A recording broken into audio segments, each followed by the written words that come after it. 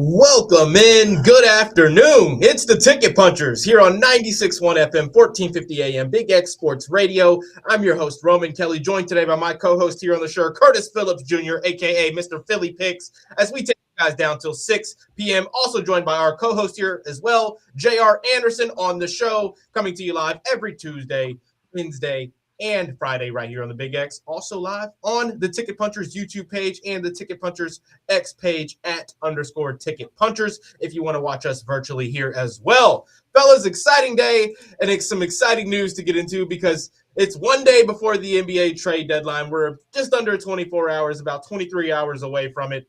And we have had a lot of craziness that we're going to be getting into. Before we do that, I want to ask you guys, how have you guys been on this fine hump day here today? Curtis, we'll start with you. Yeah, going good, Roman. How are you guys doing? Doing great. JR, how are you today? Doing good. Hoping to hear some good news on some trades here soon, but we'll see. Ready to hear some Laker news on some trades here soon.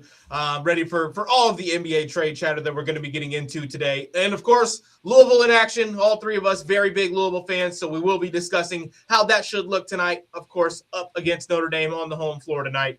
Should be a win, but we're going to break that down, see if there's any lines we can maybe look into for tonight's matchup with the Cards going up against the Fighting Irish. Curtis, let's get into last night's picks real quick before we get into our NBA trade chatter last night. I wasn't on the show, as you guys know, if you're listening. I was out at Midway doing a call on the women's side of their women's game, and they got the victory. But I did miss the show, unfortunately. I did get my official punches out to you guys, and I was able to go 2-0, but I didn't get to bet any of your all's plays last night or even see any of your all's plays last night. Had a busy evening with some family news as well. Curtis, how did last night's officials look? Yeah, it went well.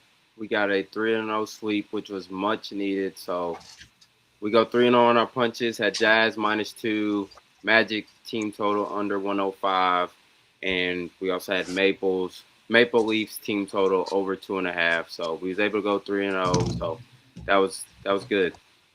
Off to the right start here in February. Philly turning things around, getting back up over 500. That's what we like to hear. 3-0 sweep for Philly, 2-0 sweep for myself. JR, how'd the officials look for you last night? 1-2, 1 win, 2 losses. Draymond Green decided not to play. I think his feelings got hurt that he's in trade discussions. So he finished with 3 assists. We had him for 5. And Isaiah Jackson, in a blowout game, got more tick than usual. We had him under 10.5. He finished right at 11 on the dot. So the only one that we had that covered was Bruce Brown over 5.5 points, which was a -122 leg. He scored 10 points. So 1 for 2, one win, 2 losses. Let us know how your punches went last night. If you were wagering anything, if you took any bets of ours or any bets of your own and you're listening live, we like to hear about them. We like to discuss them. We like to learn from the listeners as well, because there are a lot of sports bettors who do tune into the Ticket Puncher show. We know Lazard Guy, Dave, teacher from Jeffersonville, a handful of people that send their plays in and their insights in as well. And we love to discuss that here on the show.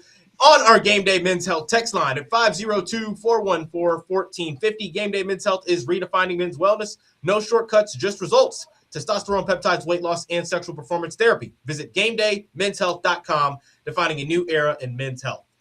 All right, fellas, so we got the officials recapped on last night. We will be coming to you guys with our official punches for tonight here at the end of the show, so you stay tuned for those if you're wanting to see what we will be placing tonight, what we're punching in. But I got to get to this NBA trade talk. JR, Curtis, we've seen a lot of movement here just in the last couple of hours, but really since last night as well. Some moves happening after the show aired yesterday that we need to get into as well. I'll start with you, Curtis. What do you think the biggest move has been so far? What do you think changes the landscape for any individual team more than any other trade we've seen so far? Because that'll kind of, I think, let the news start to kind of trickle from there. I have a feeling that we know what you're going to say, but go ahead and give it to us. Yeah, I think the obvious one would be the James Harden and Darius Garland swapping places. Harden going to Cleveland, Garland going to L.A. Huge deal here. On paper, it seems like it's a good trade, I guess, for the Cavaliers, but I'm just not so sure. I'm not convinced just of yet. We've seen Harden ever since he left the Rockets. He's just been going to whatever team, and it hasn't necessarily worked at any stop he's been at. So curious to how that's going to work with D. Mitch and those guys. I hope it works out. Obviously, I have a Cavs championship future, so hopefully they can get things figured out really quick. They've been playing some really good ball as of late as well. So that was kind of that was really interesting. That's the first one that jumps off the page. I think another one to add real fast is the Jaren Jackson to the Utah Jazz. Jazz have a nice young little squad, and they have a very tall front court. So curious to see how that goes as well. I know Lonzo just got picked up by the Jazz as well. So they have a nice young roster that could make some noise in years to come. So those are the two that jump off the page for me. Love that. Love that. JR, what caught your eye? Obviously, the James Harden news is huge for Cleveland, a team that is projecting to be a contender in the East. Some other guys on the move as well, Anthony Davis, and I can't call him a Laker great, but important Laker for quite some time. We were very fond of Anthony Davis for some years up until recent. On the move to the Washington Wizards as well. JR, talk to us about the Harden move, and then again hear about whatever else you think may have been a big move going forward. Yeah, the Harden trade is beautiful. Like, I think this will, one, help him ground himself. I think playing alongside Kawhi is a very hard task in itself, just because Kawhi demands the ball just like James does. But I do like this fit a lot better because of the Twin Towers. As long as they don't trade either one of the Twin Towers, I really love this move. And then also their second trade for Keon Ellis, Dennis Schroeder, that right there, I think just makes Cleveland instantly a Eastern Conference Finals contender. But I mean, for the trade overall, I think it's a great fit. I'll be very interested to see what type of style offense that Harden and Donovan Mitchell are involved in, because I know Donovan, as of late, he's had to have the ball, specifically with Garland being out. So I'll be very interested to see what they run. But I do think it'll work because James has the ability to go get you 12 plus assists on any given night, and also put up 20 plus. So it'll be very interesting. We see a lot of movement as well. We see Kobe White on the move to the Hornets, a Hornets team that's been hard to explain because they were bad all year long until like this last 10-game stretch where they've completely turned it around offensively. Con Knipple getting more minutes, Brandon Miller getting back into the rotation, LaMelo Ball getting healthy and fully into the rotation. And then they've become one of the best three-point shooting teams in the league out of nowhere as well. Interesting move for the side of the Hornets, who are now super guard heavy with what they've got. Felt like one of the main pieces you knew was going to leave Chicago out of their core pieces, but you didn't expect it to be the Hornets. Kind of some other unexpected moves as well. Jared McCain, young budding star from Philadelphia last season, got injured with a torn UCL, which is a hand injury. Hasn't looked like the same player this season yet, clearly having to get back into the swing of things. He's on the move to the Oklahoma City Thunder. Talk to us about those two moves as well, Curtis, kind of maybe so what these teams will be doing that for. Yeah, the Jared McCain was interesting. Obviously got off to a hot start his rookie year. At one point, he was the favorite to win Rookie of the Year last year. Obviously went down with a devastating injury. I'm surprised that the Thunder picked him up. You're wondering where the minutes are going to be at for him, because Thunder has a lot of depth, especially at the guard position.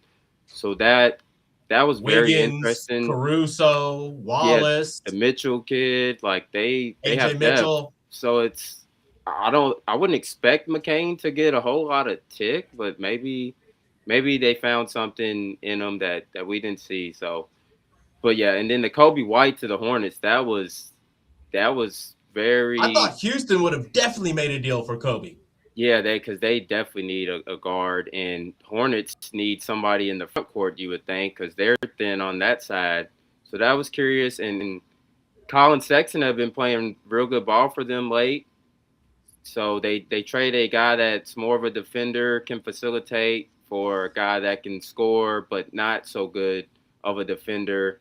And they've been playing hot. So you're wondering if this is going to mess up that little chemistry that they had going these last 10 to 15 games or so. But we'll see. It does give them a dynamic scorer. So, yeah, it seems like they want to just buy into this offense. We want to try to outscore teams. We know in this modern day and age, unless you have pretty much, fellas, in my opinion, 3 elite defenders on the floor, you can't really be a great defensive team in the NBA. And it's hard to acquire 3 great defenders in this day and age with how critical and important offense is. So I think maybe this is like we want to have an elusive score as a 3-point threat on the floor at all times.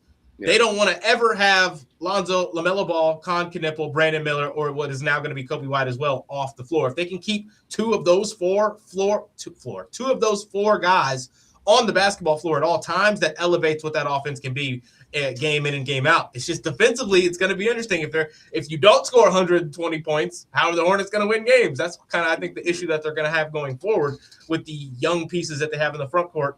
I mean, all their pieces in the front court outside of Miles Bridges being young guys. So that'll be interesting going forward as well. JR, anything else? Any other trades that either make a lot of sense, you like how it could potentially change things, or maybe something that shocked you? I'd say on the shocking aspect, just the Jazz in general, man. You know, like they've been the bottom feeders, them and the Wizards, for the last couple of years. But, you know, looking at their lineup now, you got Keontae George, Ace Bailey, Laurie, you got Jaren, and then you got Kessler coming off the bench, Collier, and other pieces with Sensabaugh, and you know, now Jock Londale, Nurkic, things like that. But like that team, in my opinion, they can make some noise in the West. They're young. I don't know, you know. Got Danny Ainge up top, so you know there's going to be constant decisions being made to try to get them better. Like that starting 5, I love. The bench needs some improvement. There's not too much scoring there. But, you know, for their starting 5, I love it, man. Like I think it helps Laurie. I think Jaren Jackson is going to put them over the top. I do think within maybe a year or 2, if they can keep this nucleus, I could see them being, you know, top 12 in the West if they can add maybe some more veteran pieces. Yeah, I think adding Lonzo when you lose Walter Clayton Jr., who I'm going to say it, kind of started to prove me wrong immediately. I thought he was going to be an average Joe in this league who had to fight for minutes, and if he wasn't hitting his jumpers, he wasn't going to be playing much. Yep. Proved to immediately be a better defender in the NBA than I thought he was going to be, and showed he can be a shot creator from day one in the NBA, which you knew he was going to be pretty valuable, at least for these first couple of years. And you lost that, and now you've kind of replaced that second ball handler that can be Lonzo Ball if you maybe don't want to put Ace Bailey in the 2-guard spot. Fellas, do you think this is centered around Victor Wembanyama and how big the some of the teams in the West are? The Jazz are like, if we want a chance at being a contender with how good some of these offenses are, you look at Luka Doncic, you look at a Steph Curry, OKC is the one team that has the balance. The other good teams are defensive teams like the Spurs, like the Rockets. They're thinking we've got to have this size to compete. Do you think Wembanyama himself plays any role into how some of these teams out in the West go about building their rosters or maybe making trades, Curtis? Yeah. I'd say a little bit. Obviously, with Wemby under center for the Spurs, you need a good front court guy for most of those teams in the West. So I think that was part of it that the Jazz was seeing, getting more height in that front court. You can move Lauri Markkanen to the 3 now, which I believe that's what he was playing at the Bulls. So I really like that move. But, yeah, I think that Wemby does have a part in that for sure. I think so, too. You look at how big the Thunder are. You look at how big the Rockets can be at times, maybe not at least down low with Sengun and obviously Steven Adams getting hurt, but Kevin Durant, Amen, Jabari Smith, Sengun. It's lengthy teams out there in the West, and the Thunder, sneaky long team, right? Hartenstein and Chet when they can play the double big, that's 2 twin towers, but they've got size as well with J-Dub, with Chet Holmgren. So it seems like they wanted to buy into some size. What's another third cornerstone kind of a piece we can bring in here? I say third. He kind of goes into your second most important player, I believe, even more so than a Walker Kessler or a Kyle Filipowski or even a Keontae George, because ideally now with a Jaren Jackson Jr., Ace Bailey going into his second year, and then your main guy, Lauri Markkanen, Keontae George, I feel like he can be a valuable piece when he is the 4th best player on the floor. We've only seen Keontae George out there as the best scorer on the floor more times than not in his career until Lauri got there. So I'd like to see him actually have that Lauri market and Jaren Jackson Jr., two different types of, you got a real lob threat, you got a real fade threat on the pick and pop. You got two bigs that can come in and play down low, and both Filipowski and Kessler. This is a team that does have kind of built to be a team that can have that size and offensive prowess, and maybe be a team that avoids the play-in spot, like good enough to kind of solidify a team that going into next season, we know we're top 6 good. So that's kind of the goal in the West. You can't plan to be number 1 first team in the West good with the way that the OKC Thunder have looked and just having the best player in the NBA statistically in Shai Gilgeous. The best player in the NBA, in the Western Conference in the NBA is kind of considered Jokic. So that's another big that you just kind of have to plan for. So I like that the Jazz are going with the size. I don't know what the ceiling is. I don't think it's first seed, right? But I didn't think the ceiling was a first seed when Donovan Mitchell and Rudy Gobert were the 2 best players out there, and they still were able to get it done. I know it's different coaching and different management now, but Jazz always are going to be a team that makes good decisions. So it'll be interesting to see how they handle this. The last factor in that, I think, is the payment. How do you pay all these guys when it comes time to pay Ace Bailey if you still do have Lauri, JJJ, and Kessler down low? If they can pay all these guys and keep them for the next 3 to 4 years, I think this is a great move for them. Now, for the sake of the Grizzlies, you're in full rebuild now mode, and I don't think you rebuild around Ja. Do you guys see Ja getting moved before tomorrow at 3 p.m. or definitely in the offseason next year? I definitely see him probably getting moved over the summer if he's not moved in the next, less than 24 hours now. The only package that I've seen that was even enticing, but it's going to require multiple teams, is probably going to be Ja and Giannis to Miami, but you're giving up everything, and you can't rely on Ja. Like, I would not trust Ja in Miami in South Beach. Yeah, I don't want to give up Hero for Ja. Spo's not going for that. Yeah, it's like he was getting in trouble in Memphis, or more so social media, but yeah, you're just adding fuel to the fire at that point. But I mean, on the court wise, I would love it. I would absolutely love it. But at the same time, you got Giannis dealing with some health issues. You got Ja dealing with health issues here as of lately, or it could just be a ploy to work his way up out of there. But I definitely see him getting dealt. I think the Jaren Jackson move was a precursor to Ja getting moved, but they needed to move Jaren first to kind of see like where the picks and all the things where the direction you want to go after Ja really is. Yeah, but also to see like what a comparable trade package would be as far as Ja. I mean, they know that they're going to get more for Ja, but a team has to be willing to risk that, We didn't get much into the Anthony Davis trade. Wizards do give up a lot of picks to acquire Anthony Davis. I thought it's kind of like when you see that there's no budding star out of the names they included, and it's that many picks, I'm sure they tried to get you weren't going to get an Alex Sarr, but a Carrington, right? You maybe could have tried to get him, or a Keontae George. Kayshawn George, right? Yeah. I was surprised to see AJ Johnson. You couldn't even get Trey Johnson, which I know is a rookie, one of the best rookie shooters you probably don't want to come off of. If I'm trading Anthony Davis, keep them picks. Let me get one of them young guys that can come in and start immediately and be a factor for us for the next 5 to 10 years. They didn't get that. AJ Johnson's good. He had a good rookie year. But is he that yet? I don't know. He didn't have enough time to go out there and really show it. So that was interesting to me. I do like Anthony Davis being paired with Trae Young. Trae Young, Anthony Davis, and all them young guys. Let them rock. Let them see what they can do. If Anthony Davis can stay healthy with Alex Sarr down low, they can get to alternate that 4 and 5 role, both offensively and defensively. I think that's what AD's needed his entire career, is a player built exactly like him alongside of him, right? That can do all the same things. That was some of the best play we've seen out of Anthony Davis outside of his Laker uniform has been alongside DeMarcus Cousins, another big. I'm glad that he's got another big now he can rock with down low, and it's a versatile big who can defend and rebound. So if he can stay healthy and Trae Young can stay healthy, I think that's a team that can say, hey, we can be better than playing good. Yeah. I don't know. You can't be confident in that, though, when you're dealing with Trae Young and Anthony Davis. So I like the move. You get rid of Anthony Davis's contract. You get to operate with Cooper Flagg as your cornerstone now and see what kind of trade fodder you can get from that and go on and build this Mavericks team up. You get a young big, you get a veteran big who's seen it and done it and played and seen all kinds of different things now to pair alongside Trae Young and all these young guys. One of the few deals I've seen today that I do really like for both sides. Doesn't change much of the ceiling for either right now at all, actually. I think the Mavericks For the Mavericks. Wizards, it changes everything. I mean, they can't get any worse. But the Wizards that you traded for AD and you lost all these guys, and AD's not ready yet. So I don't know what it's going to look like until AD's healthy. Not for this season, but I think they're still tanking. So I mean, they'll probably rest. We've seen this merry-go-round too many times. They'll probably rest Trae Young the remainder of the season.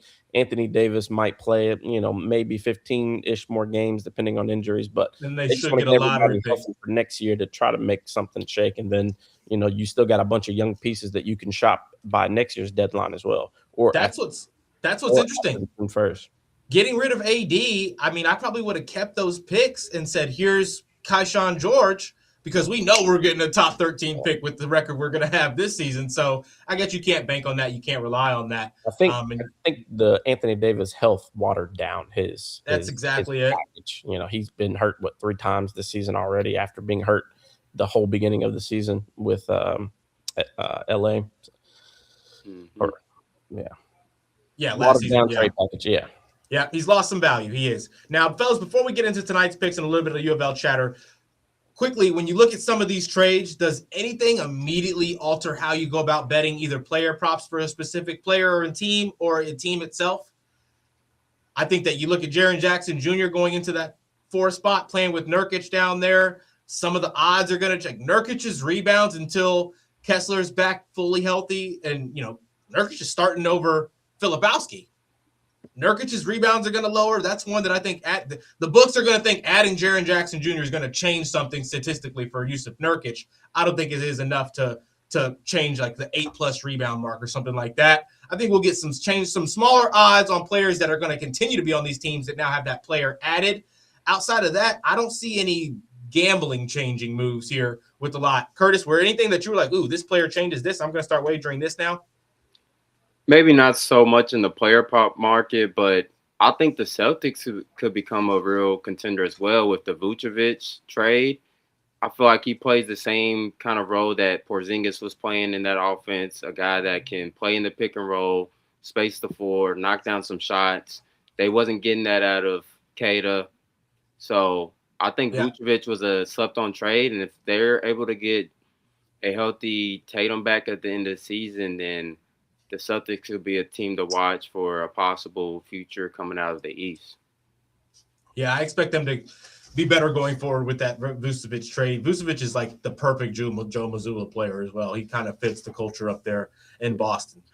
Fellas, let's look into tonight. We've got Louisville in action. Spread has gone up to 18.5. I don't think any 3 of us are going to be touching that. How do we feel about Louisville's chances in covering that, though? We know Michael Brown will be in action. Javon Hadley was listed as probable, but they're saying he should be good and he should play, kind of dealing with a back issue there. 18.5, though, 19 points. That's a large number. You guys, how do you feel about Louisville covering that tonight, JR?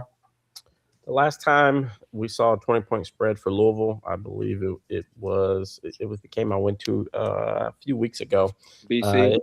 And it was a dogfight the entire game. I think we ended up winning by, 15 or so, but the game was a lot closer than what the scoreboard would tell us at the end. But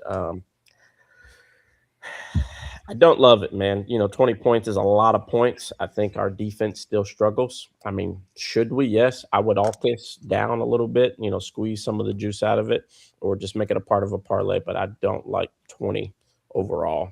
That's just my opinion. But also, this isn't a leg that I would bet for us regardless. It's not worth it to me. You like Cards to get the win, though? Oh, for sure. Absolutely. Curtis, how you feel about tonight?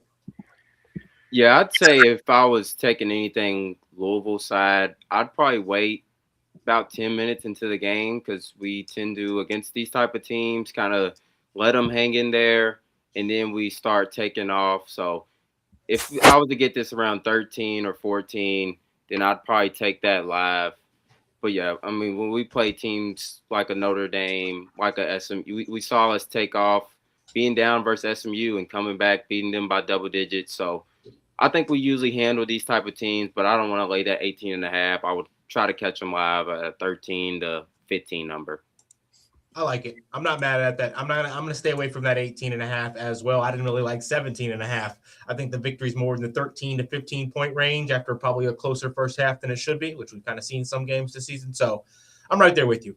JR, talk us into your punches for tonight. We got to get quick here to get them all out before we get into the after radio segment for the triple punch parlay. But what are you taking officially tonight, JR? Yeah, only got two. I mean, really three that I love. I love Denver spread tonight versus the Knicks plus 5.5 minus 120. I love Denver money line, which a lot of people are going to call me crazy, but with Josh Hart being ruled out, I really love this line. They came all the way back last night against them Pistons, covered my 7.5 points. Exactly, and they might have some firepower. I believe. What's his name? Braun is probable. So if he's playing, I really love this line even more. But even without him playing, I still love money line and plus 5.5. And then last leg, I love Jamal Murray. First quarter points over 5.5 minus 140. Love him. Curtis, what do you like tonight? Start off in the NHL. I have Bruins team total over 2.5 at minus 150. Tip 9 of the last 10 games, including 7 straight at home in Boston. Panthers defense hasn't been as great as of late with a lot of injuries, so I think they'll get to the 3 mark. And then in the NBA, Cavs money line minus 132. Hot team right now going against the Clippers, which they just made a trade for. And they was winning most of those games without Garland and Mobley. And I think Clippers have benefited from a light schedule as of late. So, and they'll also be without Zubac tonight. So I think Jared Allen should have a nice game again. So, yeah. I like it. JR, you kind of stole from me here. I was on the Nuggets plus 5.5 as well. I like this spot on a back-to-back for both teams here, even with it being in Madison Square Garden. You think, you know, Jokic and Jamal are ready to play when they're coming to New York. All the stars always are.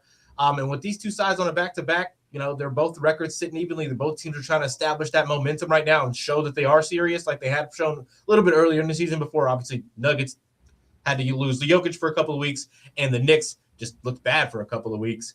I still like the Nuggets here in this spot at the plus 5.5. That's going to be my first punch as a team punch. And then on the player prop side, fellas, tonight, I mean, I've been rocking with these Raptors. I have. I'm taking Ingram on the 20+ tonight at home with the Timberwolves coming to town. I think that, you know, Ingram and the boys are going to get up for this game here with another star coming to visit. On their home floor, they've been good this season. Ingram in particular as well. Ingram at minus 154 tonight for the 20+ points. I like the matchup on the other side. A lot of different faces he'll see being guarded by him tonight in this game, but I still like him to cover that 20+ points. And on the second player prop I have for tonight, we're rocking with Sengun. Look, no Vucevic yet. Kate is not messing with Sengun. Give me Sengun on the 20+ points as well for tonight. You can catch that at minus 113. I think he chews up them Celtics, honestly. So those are my 3 player props, or 2 player props and 1 team prop from our officials. Fellas, anything else to add before we get out of here?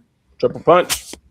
Let's go punch those tickets. If you want to catch the triple punch, we will be live on X and on YouTube right here, right now, where you can catch us over virtually, where we'll be giving our triple punch parlay piece out and tweeting it out as well. But this is going to wrap us up on the Ticket Punchers. Thank you all so much for tuning in. Thank you all so much for listening. We'll be back here tomorrow on X, on YouTube, and back Friday on the radio. Fellas, let's go punch those tickets. Punch those tickets.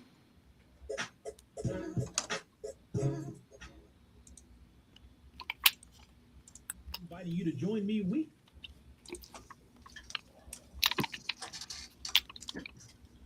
All right. Fellas. This is it. Triple punch. Let's get that triple punch piece tweeted out or selected for each of us, and then I've got that graphic to where I'm gonna just kind of edit that graphic, same graphic every day, change our picks and change the color to it, and post it up every day. And I'm gonna create one more that looks completely different, but it's the same exact setup. It's our 3 picks. So each day it's the same style, different colors, different arrangement with our 3 picks, and we can all quote that and tweet that, and we'll put that on the Real Spiel Instagram page as well every day, just showing that we're out there every day giving out picks. The triple punch is a good way to do that, and we're going to continue doing so. I also want to start tracking the triple punch, fellas.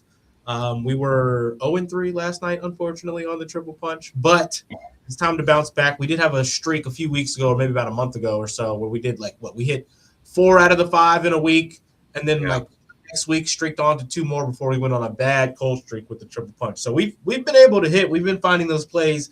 I think we just got to keep them in the minus 150, minus 180 range. Yeah. Keep the safe plays of things that we like. Triple punch is different, right? Official punches are only things we love every single day. Triple punch is one play that each of us all three like, right? So that's kind of why it's on a parlay. We're all relying on the other two people to help us make some money. That's the fun in it. And I'm ready to give it out for tonight, fellas, but let me get these other punches written down. Curtis, you want to start for your triple punch? Yeah, I'll go to the Timberwolves Raptors game. I like Rudy Gobert for 12-plus rebounds. He's went over this 4 of the last 5 games versus the Raptors. The only game he missed, he finished right at 11. In all of January, he consistently was in that 11 to 14 rebound range. And Raptors, the last 7 games, give up the most rebounds to centers. They're undersized at their position with Colin Murray-Boyles there and Jakopoto out. So I think Gobert can snatch a handful of rebounds tonight. Get 12 of them things. I like it. He's been snatching them lately. Minus 128, the odds on those. JR? I think I'm going to change mine. I was going to go with Jokic. Assist and rebounds over, what was it? Over 17 and a half. Over 18 and a half. For plus money, it's plus 102. I think he gets that, but I think I'm going to change mine to Peyton Watson over 1.5 assists. It's minus 142 just to be safe. He's been 100% the last 5, 90% in the last 10. Going against New York, I do think he's going to drive, get some kicks, some easy dunks to Jokic, or just drive and kick to Murray. I think that's a little bit more feasible compared to Jokic. I think he gets it, but he's only missed 2 out of the last 13 games. He's 85%, but going up against New York head-to-head, he's fell short twice, 2 times in a row, which kind of broke my mold for that. So we will go with Peyton Watson over 1.5 assists, minus 142. I like it. I was going to rock with the Zion under 22.5 points tonight, having not gone over that mark since January 25th in his last 4 games, 21, 21, 11, 14. I'm trying to see what – I thought they played Milwaukee already once. I can't see it here now, though. I'm going to rock with the Zion under 22.5. Going up against Miles Turner, Kuzma tonight. I don't think that they slow him down from getting to his 16 to 18 points along with his 6 to 8 rebounds and 4 to 5 assists. I just don't think he gets over to that 23 mark tonight, having to see Miles Turner down at the rim on the defensive side. Granted, Miles Turner not some crazy shot blocker, but we know he's good at contesting athletic guys like that at the rim. So I'll stay with the Zion under 22.5 for my triple punch piece. Let's do it. Like that. I'll add up the odds now. Yeah, let's see what we get for those odds. Repeat yours for me again, JR. For the triple punch or outplays? Triple punch, you went with Peyton Watson over 1.5 assists, minus 132. 1.5? Like that's Just 2. He's a starter now. Like why is that line so low? It's a sleeper, baby.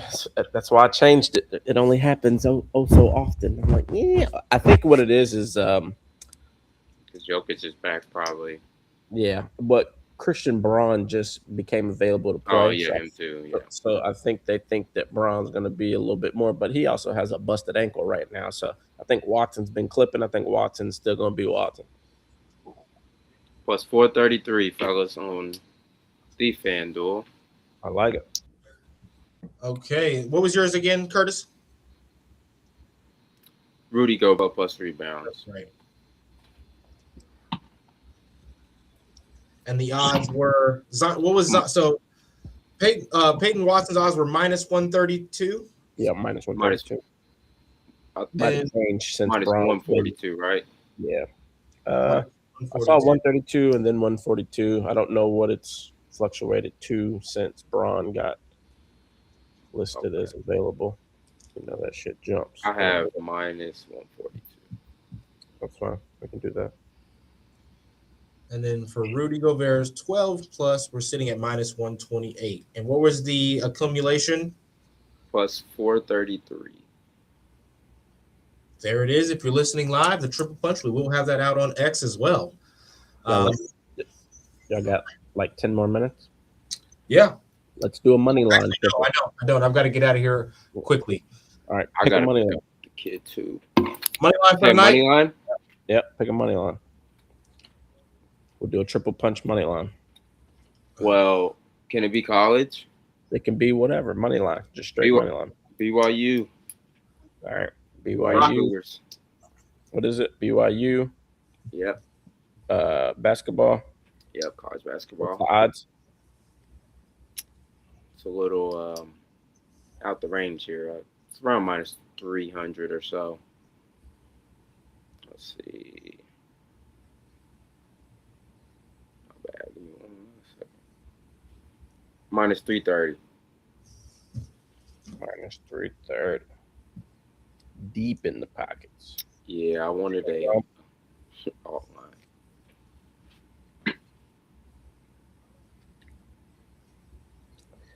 I really want to take. It doesn't have to be just money line. It can be money line, spread, any of the three across the boards, over under. I know you like the devil when you're over under. I feel like we all specialize in one of the three. I feel like Roman's the over under king. Curtis is dual threat. I can pick winners, but I just don't always love odds. I've been getting better at. Go ahead, Roman. I like the over 210 in the Celtics Rockets, and I like the Rockets money line. Over is 105. Pick one. I'll take the over 210. Over 210. Yeah, that's the set game line. For the Celtics Rockets. But if you wanted a money line, I'll take Rockets. If you want to do three money lines every day. Ooh. If you want a better one, wait for Sabonis if he's ruled healthy. I like the Kings to win tonight versus the Grizz. Grizz got basically a G League team out there. If Sabonis is in, Kings will be fully healthy. There's no way they should lose that game. Yeah. They can score on their home floor. What's the odds on yours, Roman? 115. The over 105 minus 105. Yeah. 105. All right, minus 105, and then I'm going to go. They got Spurs as a heavy favorite. I don't know why that is. Everybody, out. It's not just Jay. Chet's out. Hartenstein's out. Yeah, Thunder was favored by like 2.5, and then everybody all of a sudden was out for the Thunder. So interesting. You would probably bet Spurs knowing that there's a chance. Shea, we knew he was hurt. What if they lose to a Shayless team? That'd be crazy. But if you caught him for plus money and they win, that's Lordy. your cash out's already positive. I don't want to take Nuggets Knicks since we've already put lines on those. So let's go Cavs money line again. Well, Cavs, they traded Garland, but also James Harden's coming back. Yeah, I like that. I'll take. Is he out there? No, he's not playing tonight. Harden's debut is Saturday, which is probably likewise. Traded players are eligible to play today. But Garland was already hurt. I think that's in part why his ass got traded, because he can't stay healthy. Yeah, that was definitely the reason why. He was never on the floor, so. I think Garland's the reason why they got caught last year. Wasn't Garland an all-star last year? I think so. I want to say, I think the year before. Yeah. I want to say that it might have been last year. It may have been last year. Last year or the year before. Oh, fellas. Is it too late to add a triple punch since we're off the radio? No, we're good. An official punch? Oh, no. No. Just tweet it out. We're still on. When you do the resume. Okay, you're right. I like the Kraken plus 1.5 tonight. How do you feel about that, Billy? Kraken? I didn't look into the Kraken game. Hold on. Who are they facing up against? They're at home. They're on the road visiting the Kings. I know the Kings are like that. Kings are all right defensive. My problem with the Kraken, I'm thinking of the Canucks. Well, they're similar. No, it's more so the Canucks that just can't score. That's what I'm thinking about. But Blue Jackets should beat the Blackhawks tonight too, shouldn't they? yeah, I leaned Blue Jackets in that one. I only know I'm only paying attention to like the same 6 teams. Yeah, I like the Canadians plus money against the Jets. That was one that I was eyeing. Yeah, I stay away from Winnipeg just because every time I bet against them, I say every time I'm undefeated in 2026. Yeah, in the NHL. And Winnipeg cost me a couple times at the beginning of the year, so I say that they took me away from NHL betting because my first 2 plays were Winnipeg plays, and I lost. Mm-hmm. Right. But the Canadians are one of the best teams in the league. I'm not mad at a Kraken plus 1.5 because Kings are always in it. They always finish in one score. If they don't get blown out, like they're not blowing other teams out. They're always in close games. I actually had their plus 1.5 the other day versus the Canes, but I'm not mad at that. Kraken keeping it close. Yeah, Kings is not a team that's going to score. They beat them 5 goals a night, and they beat them both times. Kraken beat them both times. Yeah. Give me Kraken plus 1.5. Okay. I got another jab as well. DeMar DeRozan. I like him to get 20 plus points, sitting at plus money. He's been more consistent as of late. I know Sabonis should be back still, but he's been finishing over 20 more times than not as of recent. And the Grizzlies give up a lot to the shooting guard position. So I'm gonna do Cavs money line against the Clippers minus 148. Oh, you going with me? Let's do it. Yeah. What'd you pick? I thought you did the Kings. No, I had Cavs. I had Bruins team total over and Cavs money line for my officials. Oh, you're just saying for your parlay? Yeah, for the okay. The money line parlay. Oh, okay, got you. Yeah. Plus 433 on the triple punch. I was gonna take Celtics plus 7, but Roman stole my thunder with the over 210.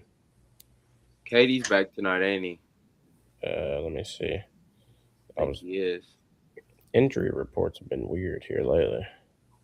Well, yeah, because like the other, I'm thinking the Pacers they have something cooked up because Rick Carlisle is not a type to rest his starters, and none of them played the other day yesterday actually when they played the Jazz. So that automatically made me think, okay, maybe blockbuster. Blockbuster trade coming. Giannis to the Pacers. Giannis would hate that, bro. For Pascal and Aaron Nesmith and Indiana.